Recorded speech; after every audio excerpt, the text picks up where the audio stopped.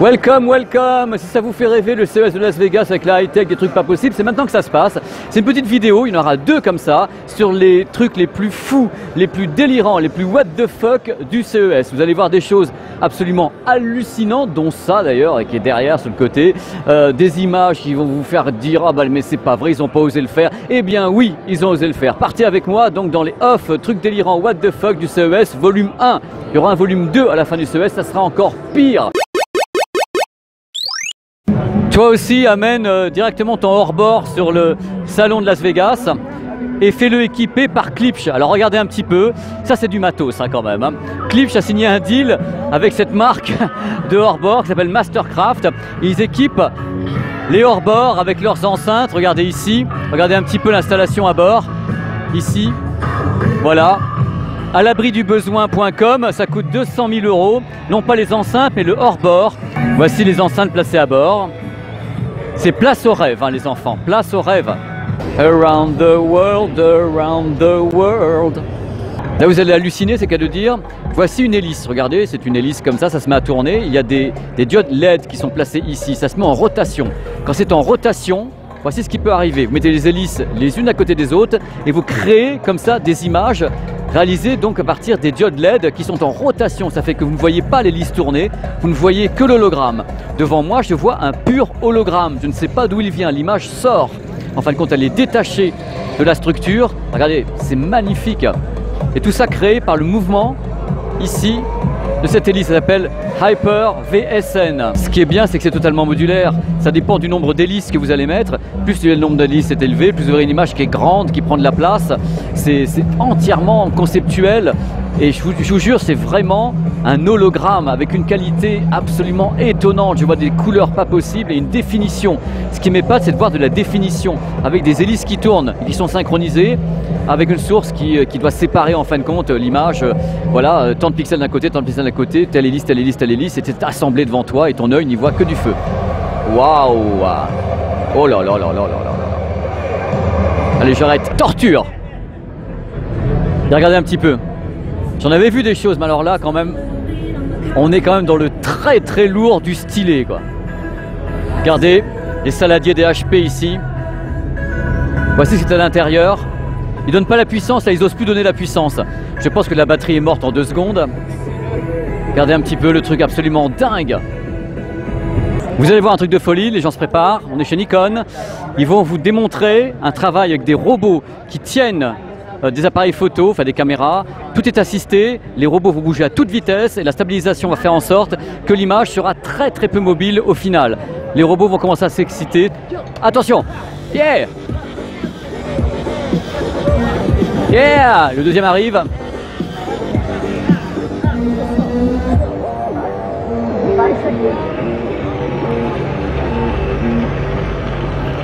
Et hop, le petit bisou pour finir. Let's kiss, let's kiss. Regardez, j'avais déjà vu ce prototype il y a 1 an. C'est un robot qui permet de jouer au ping-pong avec une intelligence artificielle. C'est assez intéressant et c'est surtout super impressionnant. Parce que ça fait un moment que je regarde ce produit, je suis là depuis tout à l'heure, il rate pas de balle, c'est plutôt le jeune homme qui rate. Il y a une indication qui apparaît ici, en fin de compte, sur l'état du jeu en cours. Et je ne l'ai pas vu rater des trucs, c'est-à-dire qu'il a des capteurs ici, il a des caméras, scanners, il arrive à repérer la balle et à toujours la ramener. Toi aussi, viens tester un truc qui sert à rien devant tout le monde de CES Las Vegas et repars avec mal partout.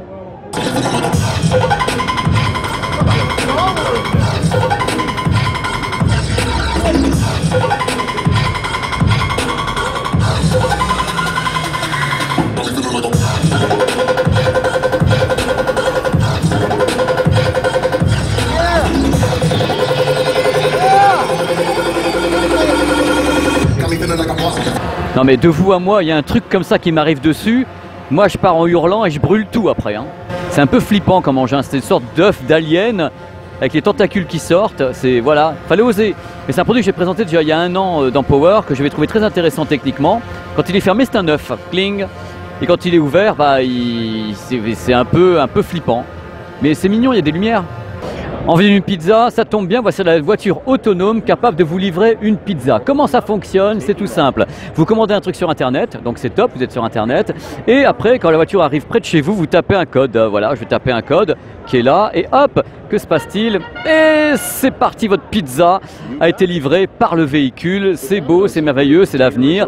C'est un prototype, bien sûr. Ce sont des voitures qui ne peuvent pas encore être commercialisées, puisque c'est ce qu'on appelle la classe 5, c'est-à-dire sans aucun être humain à bord.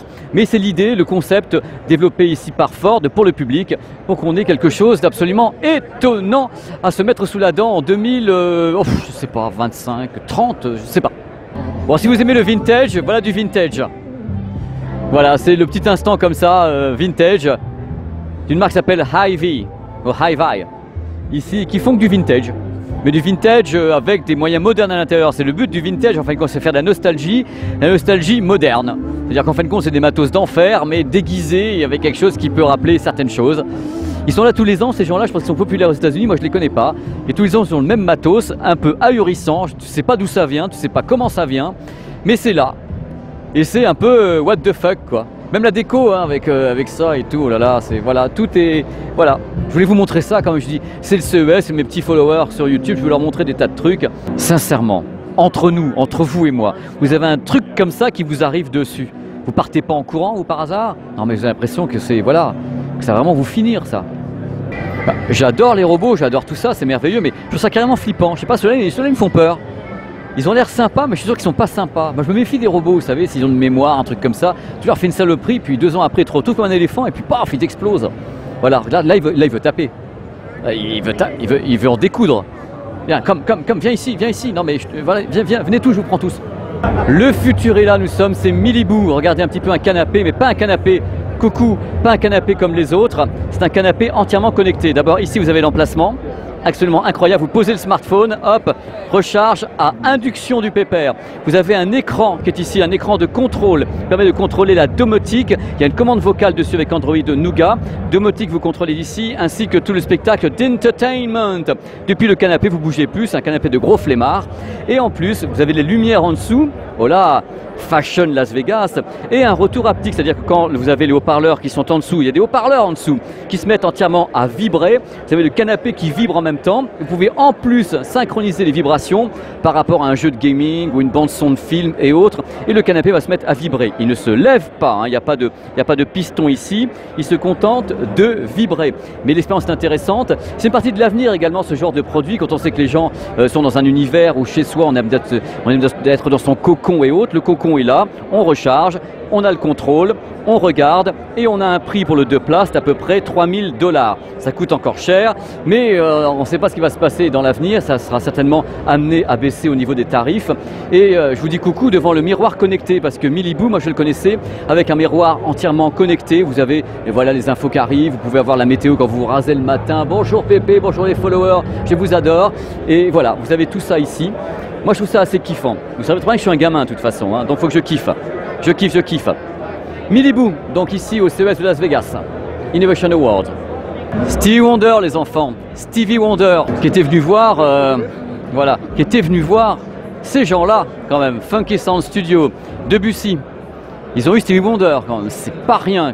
Mesdames et messieurs, bienvenue dans le centre de formation des astronautes. Ils sont ici, ils sont prêts à être mis en hibernation dans le cocooning le plus complet de Wellness for Life. C'est de la régénérescence directe sur le salon du CES Las Vegas. Vous êtes fatigué, vous avez mal aux pieds, vous n'en pouvez plus des moquettes. Venez vous installer ici, faites-vous masser de la tête aux pieds et repartez comme un homme neuf ou une femme neuve. C'est que du bonheur, c'est Wellness for Life. J'ai bien fait, hein?